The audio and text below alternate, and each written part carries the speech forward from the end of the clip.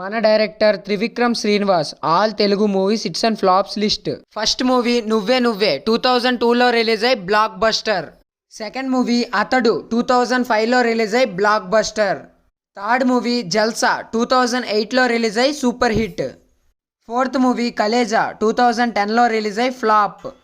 Fifth movie Julayi 2012లో release అయ్యి blockbuster. Sixth movie Attarintiki Daredi 2013లో రిలీజ్ అయ్యి industry hit. Seventh movie son of Satyamurthy 2015లో రిలీజ్ అయ్యి hit.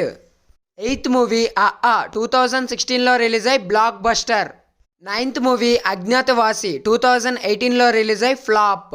10th movie Aravinda Sametha 2018లో రిలీజ్ అయ్యి blockbuster. 11th movie Ala Vaikunthapurramuloo 2020లో రిలీజ్ అయ్యి ఇండస్ట్రీ హిట్.